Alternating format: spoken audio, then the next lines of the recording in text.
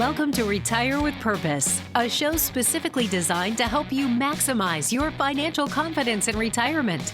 Casey Weade is the CEO and Chief Visionary of Howard Bailey Financial, a certified financial planner and Wall Street Journal best-selling author. He's your host on Retire with Purpose. Hey, I'm Casey Weade, and we believe in retirement strategies that are driven by meaning and purpose. Join us this week and every week as we discuss planning for your best retirement, pinpointing your purpose, building a rock-solid financial plan, and unpacking trending topics that could impact your financial future. Welcome to the show.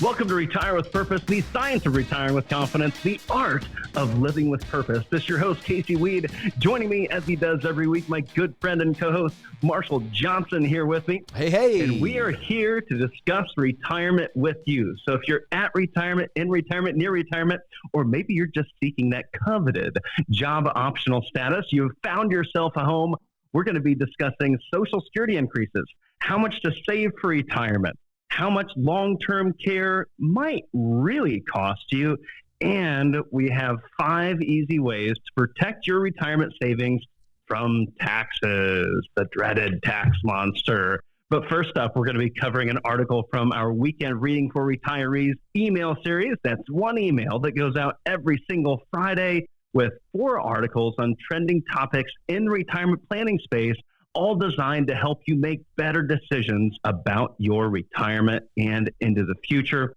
If you'd like to sign up to receive your email every week with commentary from myself, just go on over to retirewithpurpose.com. I would check out the podcast tab if I were you to get a link to this article and listen to our full-length discussion we did on the Retire with Purpose podcast. This particular article comes to us from Morningstar, and it is titled, "How Much Should You Worry About Inflation in Retirement?" Yeah, this is a great article penned in Morningstar by Christine Benz, the fabulous Christine Benz. She writes some very good, thought-provoking articles, and this is a very good one. You know, we have a lot of conversations in our office with families who are nearing retirement or stepping into retirement, and they're concerned about maintaining their level of spending. So that leads us back to inflation. You know, if you ask somebody that's in their 90s today, hey, are you spending more on groceries? Absolutely, yes, they are. But it's not as simple, Casey, as just rolling up your expenses from age 62 to 92 at 4% a year. Yeah, my grandfather is 93, and he probably spends the same amount on groceries today than he spent when he was maybe 50 years old. Mm-hmm. But that's because he has 1 or 2 microwave meals a day, right? You know, he's not eating a full-fledged meal like he did 40 years ago.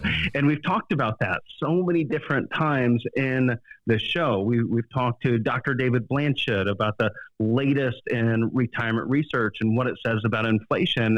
And it shares with us that our spending habits change. And that's an important thing for you to consider as we go through this article, is how your spending habits will change throughout your retirement years. You know, I have clients that we have been working with since the late 90s. We're talking about almost 25 years with some of these families that are actually spending the same amount today they spent 25 years ago.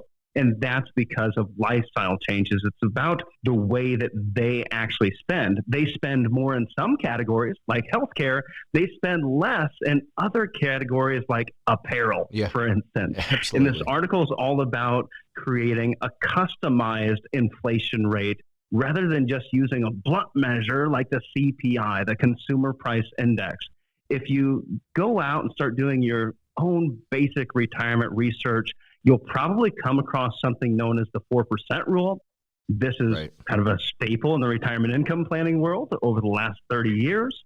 And it says this: you take what you've saved, you set a 4% withdrawal rate. So if you have $1 million, you draw $40,000 out a year, and then you adjust it each and every year for inflation at 3% per year. Now, is that reality? No, that's absolutely not reality. I don't know a single individual of the thousands of retirees that we work with that actually increase their withdrawals every year by 3%. That's just not reality.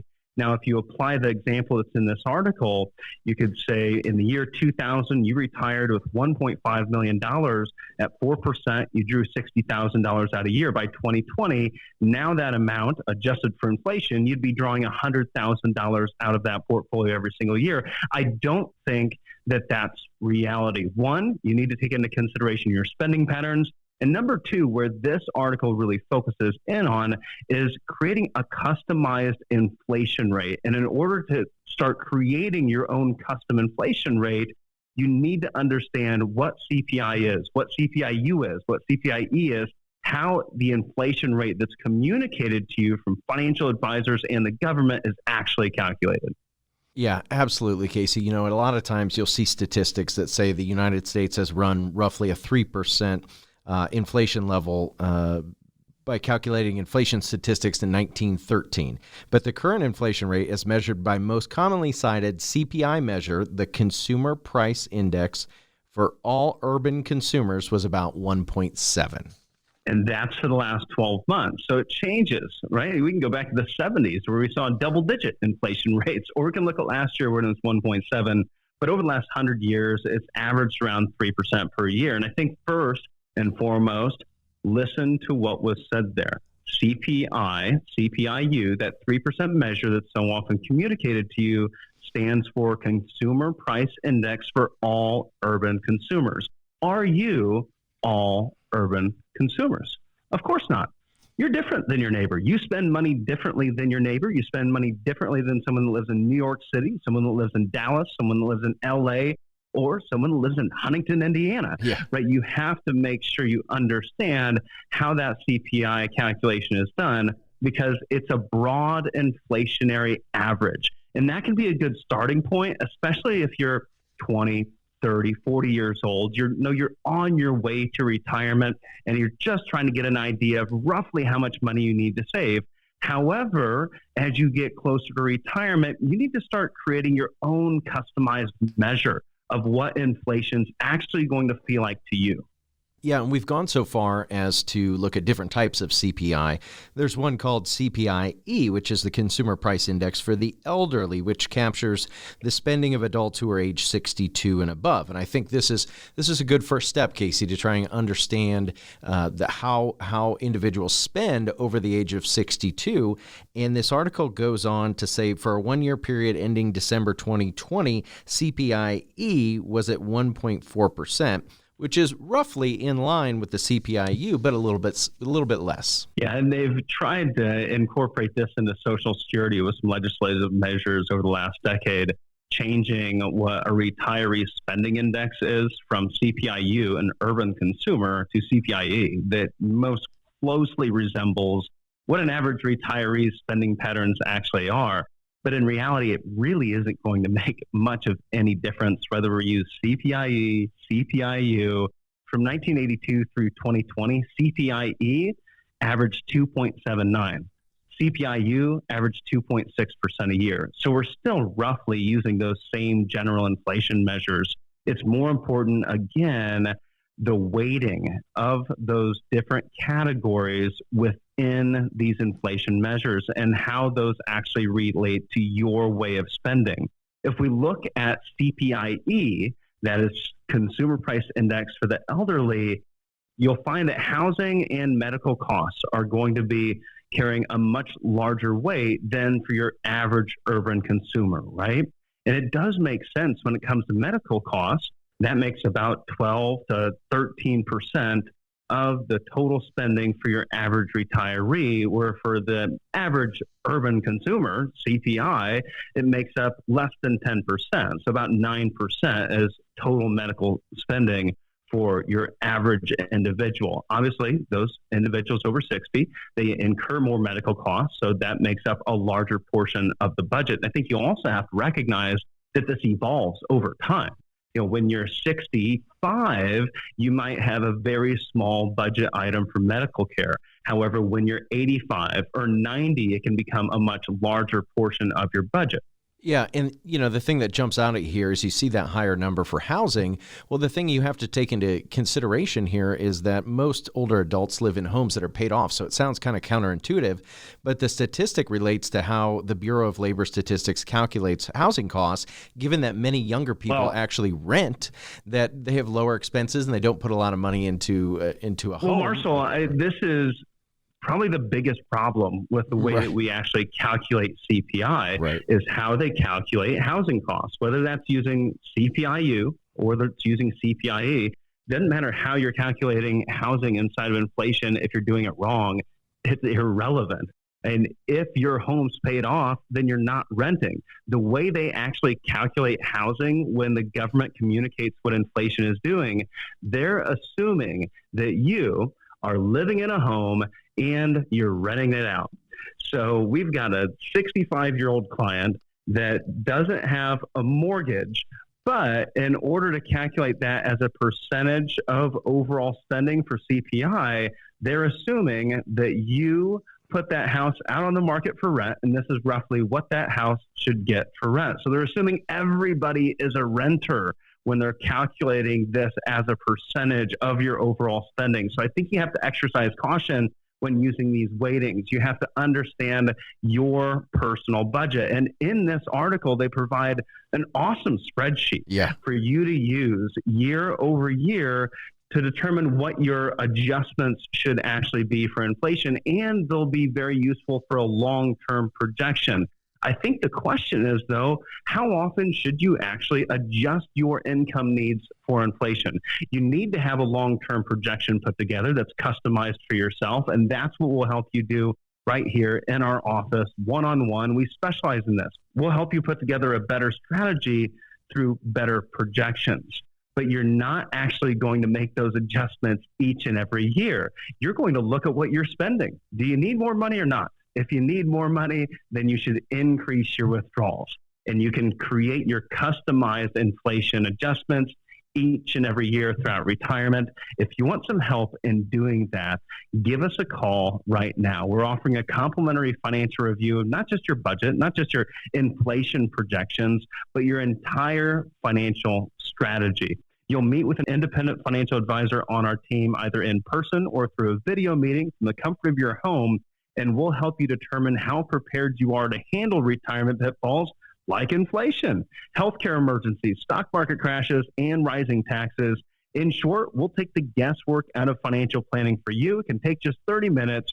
So give us a call or text consult to 866-482-9559. Consult to 866-482-9559, 866-482-9559. Now for our question of the day. According to a recent study, what percentage of U.S. adults aged 50 to 64 are confident in their ability to afford health insurance during retirement? The answer when we come back.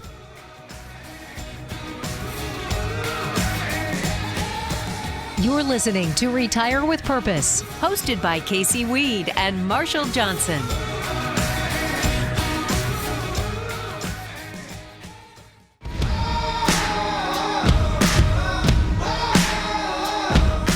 This is Retire with Purpose, hosted by Casey Weade and Marshall Johnson.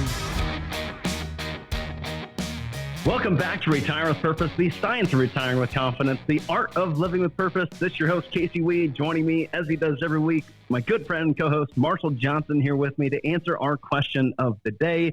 And that was this. According to a recent study, what percentage of U.S. adults age 50 to 64 are confident in their ability to afford health insurance during retirement? Marshall, what's the answer? The answer is 45%. Not nearly high enough. No, not at all. I'd love to see that number near 90%, but it does make sense because health insurance is going to be one of the most expensive, if not most expensive pieces of your retirement budget. And that's why we need to analyze it and include it, but also make sure we apply the appropriate inflation adjustment. There you go. When we're talking about health insurance. We talked about this during our opening segment. We discussed inflation and building your retirement budget around your retirement spending. Your inflation adjustment every year and your projections, therefore, should be line item by line item. You might have a negative 1% annual spending on your apparel budget in retirement. Yeah. On your vehicle budget, maybe it's 1% increase every single year. But on healthcare, it might be 4%, maybe even 5%, as that's been the long-term historical average. You have to build a plan for yourself. This is why it's called personal financial planning, because it needs to be personal. Now it's our turn to turn the mic back to you and see what's on your mind. If you have questions, we have answers. All you have to do is go on over to retirewithpurpose.com. And in the bottom right-hand corner of the screen, gives you a little bubble that pops up. Type your question in there that comes directly to us, and we will give you an answer to that question and offer you the ability to be featured on our radio and TV show.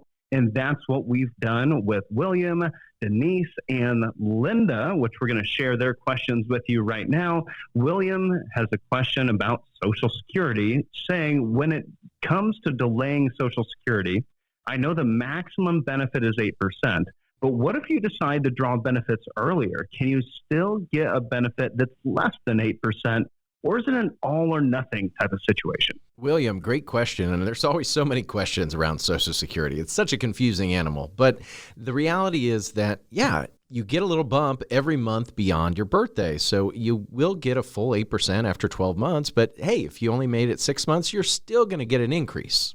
Yeah, you'll get a fraction of that 8% every single month. So every month that you're delaying, you're getting an increase in Social Security. And Marshall saying that, Social Security is something we get a lot of questions on is an understatement. Social Security is something that we work our way through day in and day out. This is probably why episode number 85 of the Retire with Purpose podcast has over 500,000 views on the Retire with Purpose YouTube page, because individuals have questions about Social Security and they know that we specialize in these things.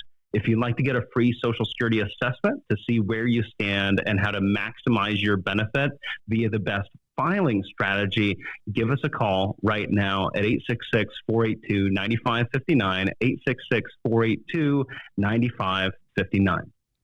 Next up, we've got Denise. Denise says, Casey, when people recommend saving 10 to 15% of gross pay towards retirement, does that include your pension, Social Security, and 403B? Well, Denise, this is why the recommendation today is closer to 20% per year, because individuals don't have those pensions. A 30-year-old today, it's highly unlikely, unless they're holding a government job, that they're ever going to see that guaranteed income in the form of a pension. That 10 to 15% savings number that you're supposed to save of your income every single year, you're making $100,000 a year, save $10,000, $15,000 a year, stuff that away in your 401k, pick up your 401k match. Right? That is just that common sense baseline savings amount. And if you have a big pension, if you're going to have a big old pension someday that takes care of all your retirement expenses, and then you get Social Security as a bonus on top of it, then you might not need to save much more than a couple of percent per year. Right. However, that's not the majority today. The majority of individuals will not have that pension, and we need to be concerned about Social Security's level of insecurity. And that's why we recommend that younger individuals today are saving closer to 20%, preferably 25%. Now, that can change over time. If you are 25 years old and you've been lucky enough to save $5 million, maybe you don't ever need to save another penny the rest of your life. Right. So you need to customize that number for you. The FIRE movement, Financial Independence Retire Early, these are individuals that are saving 50% or more of their income each and every year, and then they're going to stop saving early and retire early. So this might be someone that saves 50, 60% per year. Then they're going to retire when they're 35 or 40 years old. So again, it should be customized for your own unique situation, taking into consideration what you've already saved, the match that you're getting from your employer, your pension, and Social Security. Yeah, it sounds funny, Denise, but I've met lots of families that their pensions were so good, And, with their Social Security benefits, they really didn't even need to save 10 to 15% of their income. But as Casey mentioned, times they are a-changing. So it's good to sit down with a certified financial planner, go through your budget. We talked a little bit about the different lifestyle spending, the way you spend money, the location that you are in the country has a lot to do with how much you spend on certain areas, and sitting down, really understanding that and understanding what types of spending are still going to be there in retirement. Therefore, you can forecast and backtrack into a plan depending on how old you are, and really build a customized plan to you. And it may be 18%, it may be 9%, but you need to get clear on how much you need to save. And I love the fact that you're digging into it to even address 10 to 15%. Your number may look a little bit different. Well, and if you're looking for a certified financial planner practitioner as handsome as Marshall Johnson to do that for you, give us a call right now, 866-482-9559. Our last question today comes from Linda. Linda says, I've heard that long-term care costs could be upwards of $1 million. What is your assessment of what we should realistically be prepared to spend on long-term care? Linda, coming with some heat here at the end. This is a difficult question to answer. I mean, we can talk a little bit about what the costs are in this part of the country today, and then we can talk about average stays in nursing homes. Unfortunately, not everybody spends any time in a nursing home, but some people may only spend 30 days or 60 days or 6 months. So it really depends on how long you stay. So I would go back, look at your family history.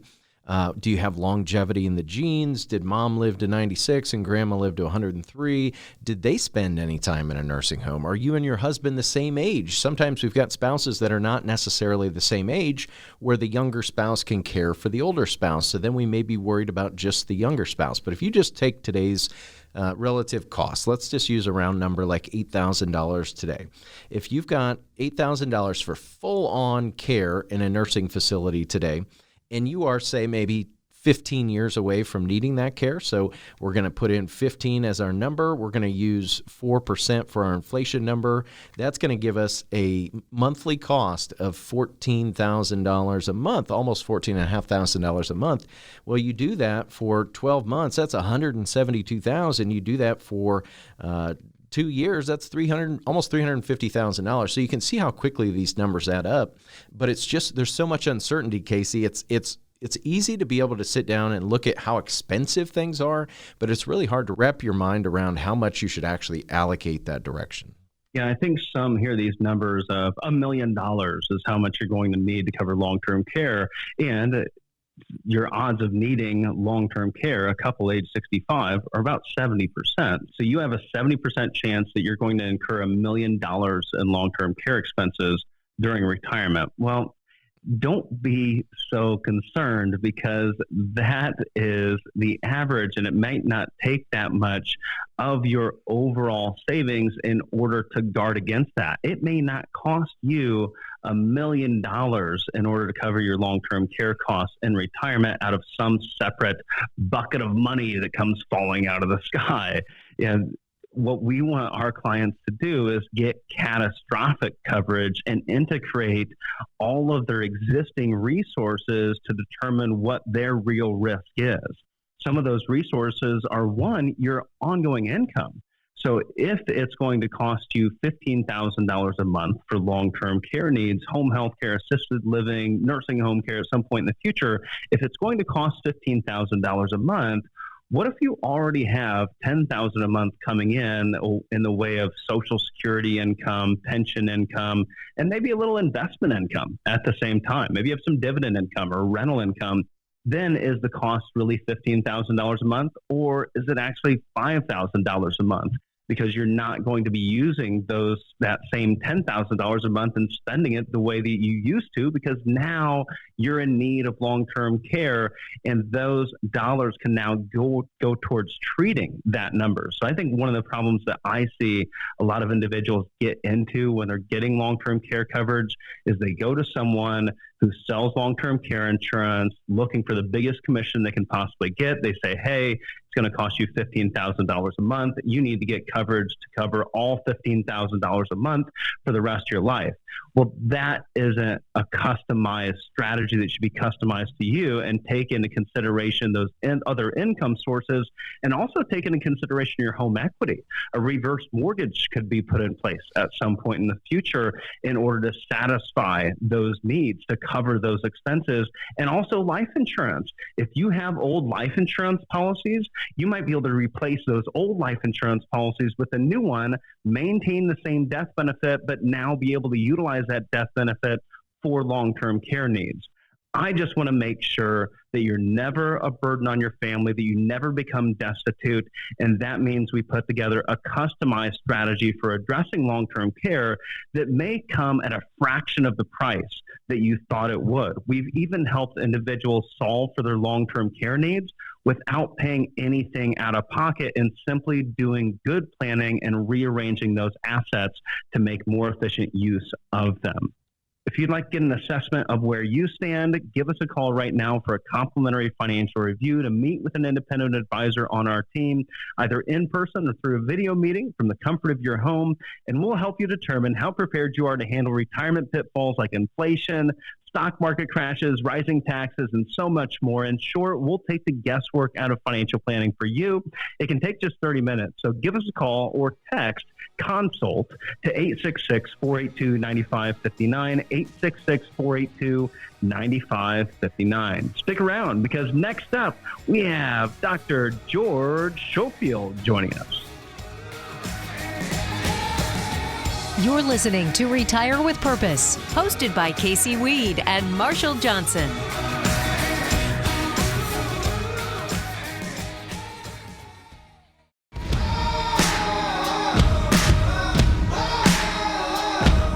This is Retire with Purpose, hosted by Casey Weade and Marshall Johnson. Welcome back to Retire with Purpose, the science of retiring with confidence, the art of living with purpose. This is your host, Casey Weade. Joining me, my good friend and co-host, Marshall Johnson, here with me. Hey, hey. And another very special guest. We have Dr. George Schofield back with us here today. George was actually originally featured on the Retire with Purpose podcast back in 2019 for episode number 106. That's episode number 106. You can catch that full-length interview at retirewithpurpose.com or wherever you get your podcasts at. And George joined us at that time to discuss how to set more meaningful goals in retirement. And I love the way George works with his clients. This is what he does day in and day out. He works with professionals, entrepreneurs, soon-to-be retirees, to help coach them into this next phase of their life, in order to advise them in this next phase of their life on those softer sides of retirement. And then he'll work with our team in order to help communicate with us how we should better build or craft that retirement strategy based on your own unique purpose and what your vision of the future actually looks like. We're going to be spotlighting a few sound clips from our most recent interview that will be released as episode number 222 of the Retire with Purpose podcast. And you can listen to it now in raw form at our Facebook page. That's Howard Bailey Financial's Facebook page. You can catch the full-length interview there, and also drop your questions in the comment section, and we will get George to answer those things for you. The first sound clip that we wanted to spotlight for you has to do with why George believes in having more than one purpose in life, or what he likes to call ponies on the track, and why he just does not like purpose with a capital P. Some people can just do one and be perfectly happy. So again, it's a bell curve. I'm not providing you with a one-size-fits-all answer. But the majority of people I work with are happier if they have 2 or 3 or 4 things that they're pursuing at the same time. And those are what I refer to as ponies on the track. So if you have 3 or 4 things going, not just one, you might work with one of them one day and another one another day. You might work with a couple of them on one day, and then you might work for an entire week with one. The ability to go back and forth between multiple interests or multiple ponies on the track, including goals, by the way, leads to, in my experience, a much richer life and energy, because where I begin to feel drained with one thing, working on a book in my case, I can only work on a book so much, and then I want to throw myself off a cliff for a couple of days, and then I'm renewed. It isn't just enough for me to fall down and pant until I'm ready to come back and work on the book. I need something that I can volunteer on, or I need client work, or I need to get involved with something with my wife, or I'm planning a road trip for us at the moment now that we're finally liberated. Whatever these things are, I get energy from being able to move from the other, and each of them provides energy to each other. Yeah, Casey, I really love that when he talks about different types of activities or different types of purposes give you a balance. And we see that day in and day out with a lot of the families we work with who have multiple interests, multiple hobbies, multiple organizations that they support, and they just have a different energy about them. Yeah. Yeah, and I think there's a problem with purpose. When we decided to integrate our firm with purpose, when we decided to make our tagline "Retire with Purpose," I think I overlooked how intimidating the word purpose can be. For sure. For families, for individuals, even for myself. Purpose can be a very intimidating concept because we feel like we have to have this one huge purpose that's going to change the entire world. Yeah. But it's not about that. It's about living a full life. And one of the ways that we do that is to have a lot of ponies on the track. Purpose can mean 10 different things, and you can maintain balance with those different areas of your life where you get value, where you get happiness, where you get meaning. You can design your life around all of those different things. And it doesn't have to be purpose with a capital P.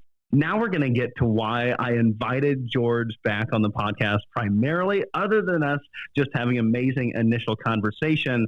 I came across one of his recent blog posts, and it was titled, "Don't Call Me Coach." And I thought, I want to read this. Why doesn't he want to be called coach?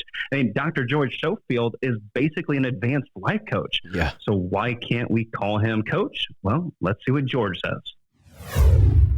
Coach is a sports term that presumes, and we use a lot of sports metaphors, we're a sports country, that presumes known opponent, a game with a score and rules. It happens within a certain frame, if you will, tennis court, swimming pool, football field, soccer field, whatever, has repetitive plays, has referees for the rules. And why I object to coach is that none of those things are true about our work lives and our professional lives anymore. There aren't rules. There isn't a referee.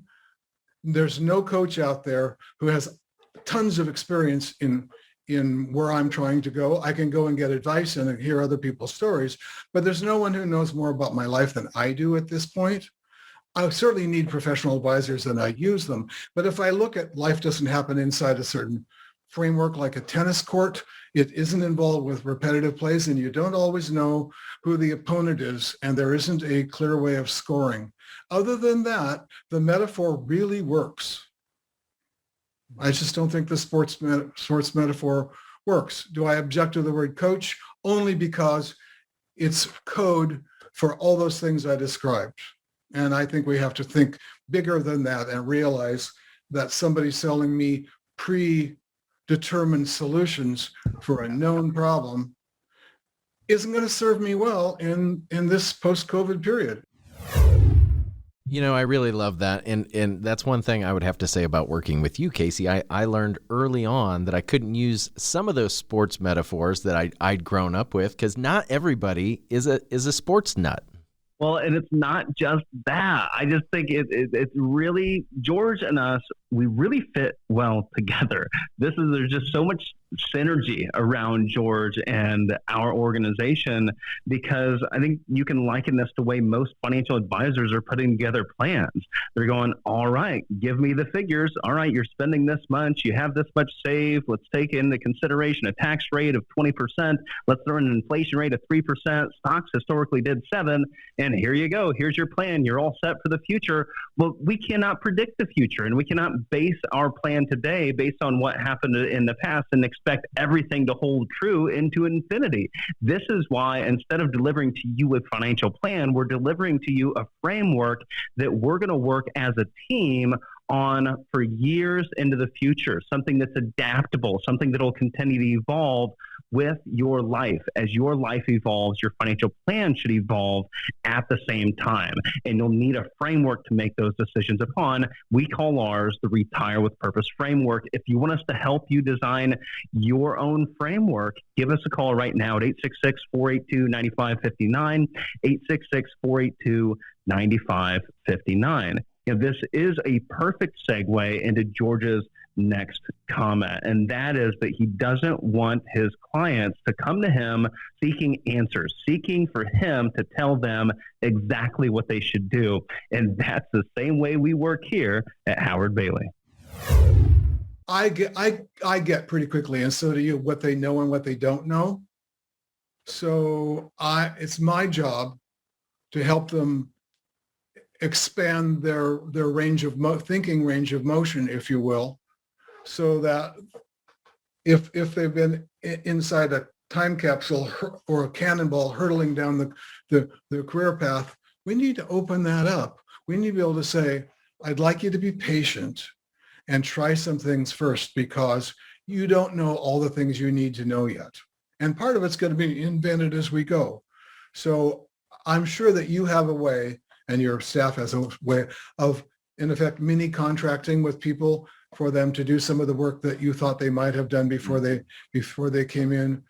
Yeah. The clients who tend to be attracted to me or stay with me are not the people who want the quick fix and the 3 questions and the 6 steps. They're actually are saying, okay, I've been really good at what I've been good at until now, but I need to get good at some other things that will serve me well across the rest of my life, and that's why I'm here. Let's open that door and see where it takes us. Yeah, I love that. That's exactly what I want when I step into a meeting too, is somebody that's open-minded, willing to open up and delegate some of that responsibility that they know they don't have all the answers in. Yeah, and I think most importantly, willing to do the work, willing to answer some tough questions, and not believe that they've come to us simply for us to tell them what they should do with their money. It's your money. It's not ours. We're here to ask really good questions in order to help you better design your financial plan for the future. And if you're out there looking for a financial planner, you might wonder what somebody like Dr. George Schofield, somebody that's had his face on billboards in Times Square, what does he look for in a financial planner? Well, let's hear from him. So my checklist was I wanted somebody who was entrepreneurial and not necessarily embedded in a big firm. Might be somebody who had his or her own office, if you will. They're still attached to a big firm, but they're not sitting in the middle of a big bank or a monolithic firm. That would be the first. So I wanted them to be, him or her to be entrepreneurial. That's one. 2, I wanted that person to get us in a way in which we could have a long-term relationship with this person. 3, it had to be somebody that Linda, my wife, was comfortable with, because we had seen enough occasions where, one of my friends tells the story that he and his wife went to see their financial planner, and the financial planner talked to him the whole time and never said a word to the wife, even though she'd made half the money and owned half of it. So Linda wanted a woman involved. Terrific. That was fine with me. It needed to be somebody who understood that I wasn't going to retire and that the way I want to use my money might change over time, or how I want to leave it might change over time. And if you're looking to work with an advisory firm that checks those boxes, an entrepreneurial attitude, someone that's seeking a long-term relationship with not just you, but also your spouse, and if you'd like to have a woman involved, and someone that understands that life's going to change and willing to adapt and make those changes with you over time, give us a call right now, 866-482-9559, 866-482-9559. Next up, another weekend reading article with you. What is weekend reading? Well, it's your weekend reading. that you need to do in order to make sure you stay on top of the latest in retirement trends when we come back. You're listening to Retire with Purpose, hosted by Casey Weade and Marshall Johnson.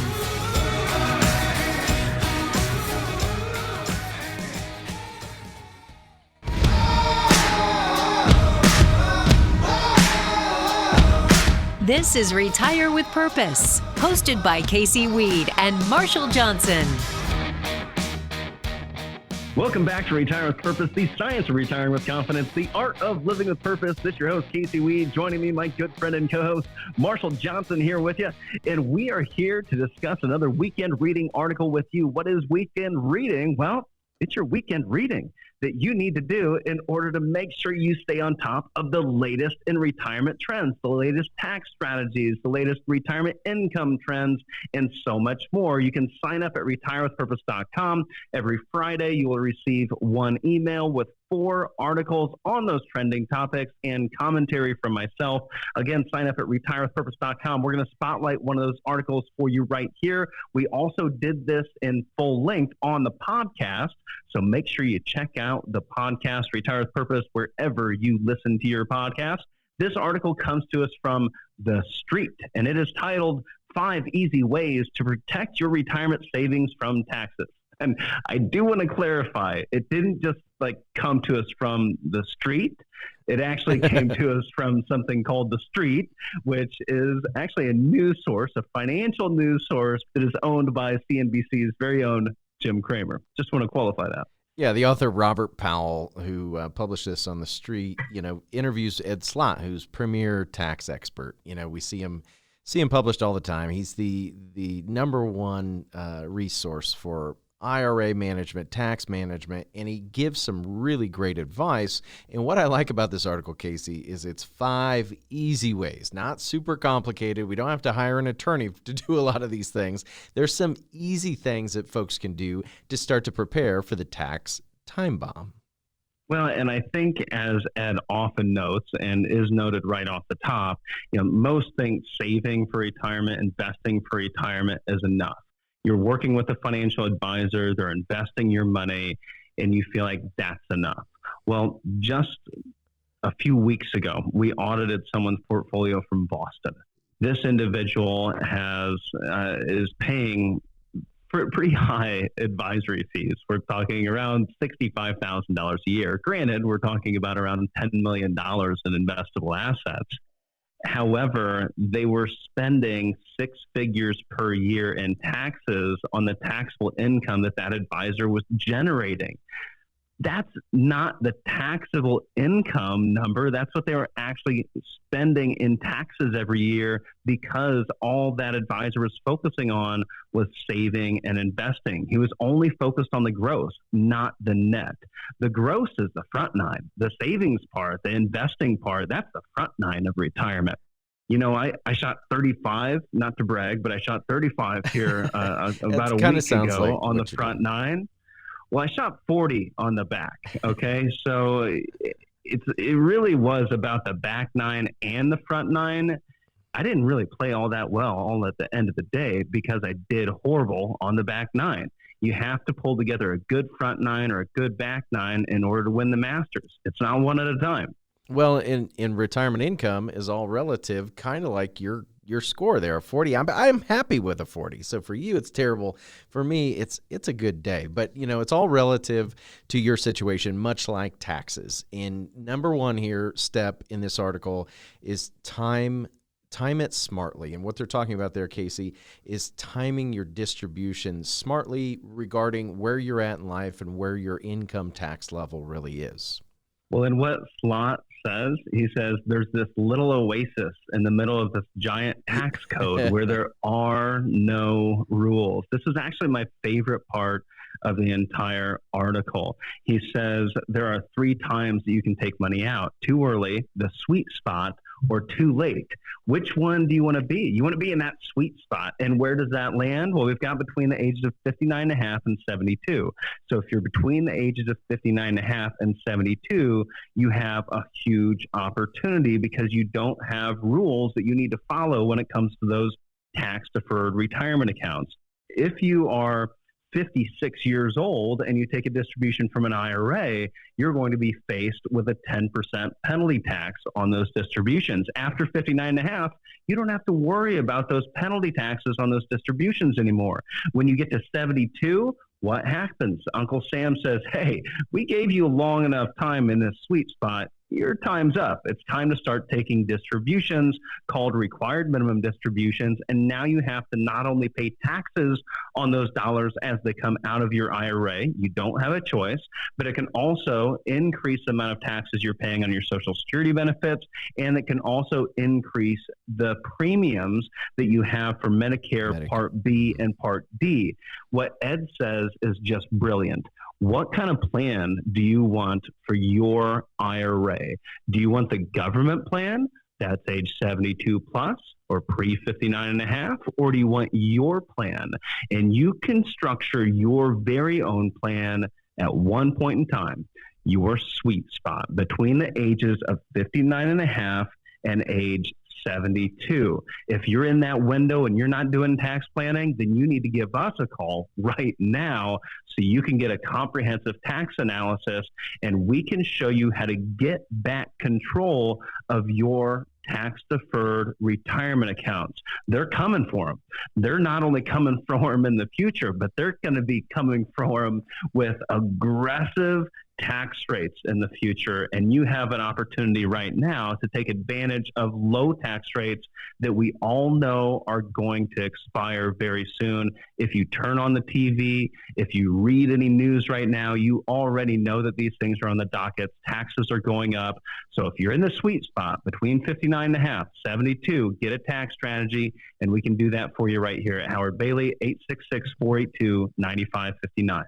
Ed breaks it down like this. He says, the government plan for you during the sweet spot from 59 and a half to 72 is to do absolutely nothing and then turn 72, and then they have a plan for you. The plan is to force you to take your money out at a prevailing rate, and that is their plan. Unfortunately, Casey, I've met many families over the years who maybe that generation that retired 10, 20 years ago that had pensions, they didn't really need to touch their IRAs. They were able to allow those things to grow. And what happened was they followed the government's plan, and then they had to start taking their distributions, their required minimum distributions, and it started to really hurt them on taxes on their Social Security.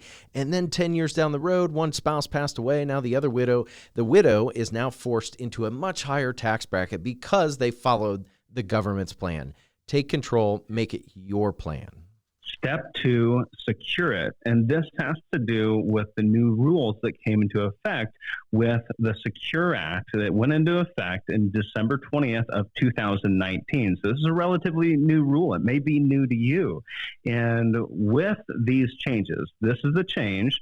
The stretch IRA has been eliminated for your non-spouse beneficiaries, your children, your grandchildren. They inherit that IRA. They have to distribute that IRA in full within 10 years of your death. They can no longer take distributions over their entire lifetime.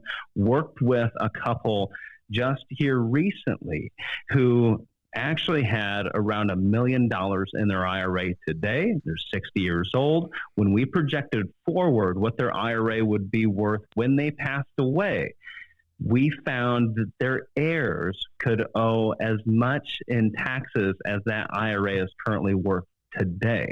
That's a real story. And we were able to show them how to cut that number in more than half and keep more money in their pockets where it belongs.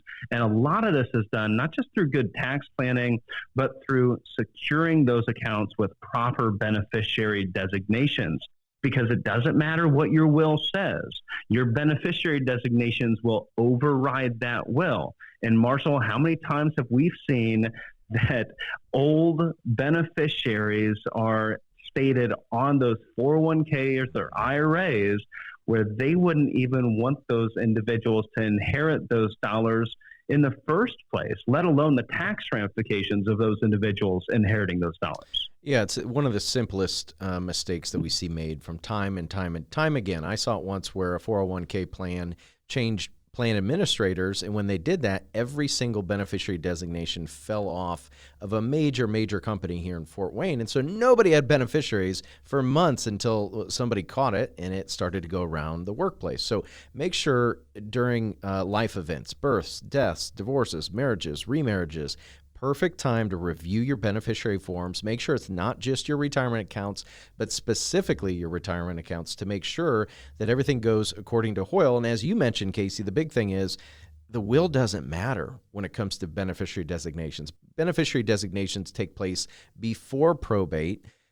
A will is a probate document. These things occur before probate even happens. Well, and would you rather be inheriting a tax-deferred retirement account or a tax-free retirement account?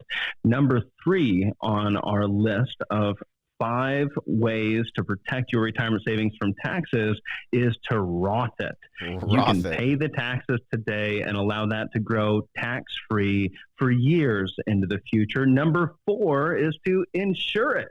Take Nike's slogan and just insure it. You know, one of the single most effective, cost-effective yet amazing underutilized strategies for protecting retirement account balances, especially large ones, from being decimated by the highest tax levels of combined taxation, is to buy life insurance to offset that tax burden your beneficiaries may face.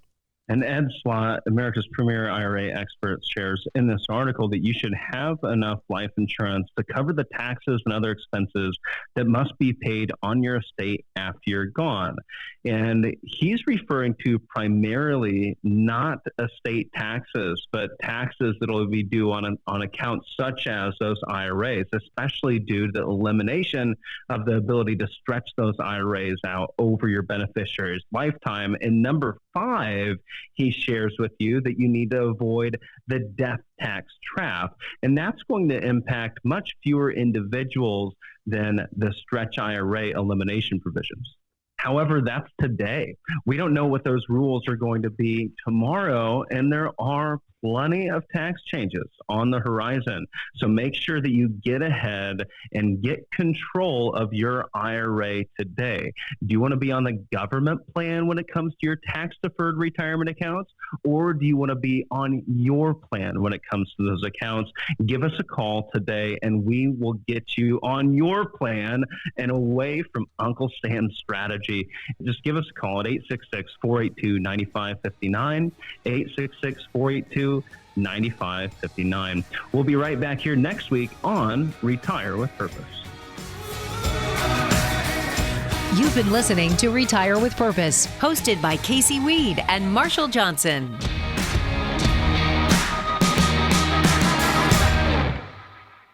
Investment advisory services offered through Howard Bailey Securities, LLC, a registered investment advisor. Working with Howard Bailey Securities, LLC cannot guarantee investment success or that specific financial goals will be achieved. Certified Financial Planner Board of Standards, Inc. owns the certification marked CFP and Certified Financial Planner in the U.S., which it awards to individuals who successfully complete CFP Board's initial and ongoing certification requirements.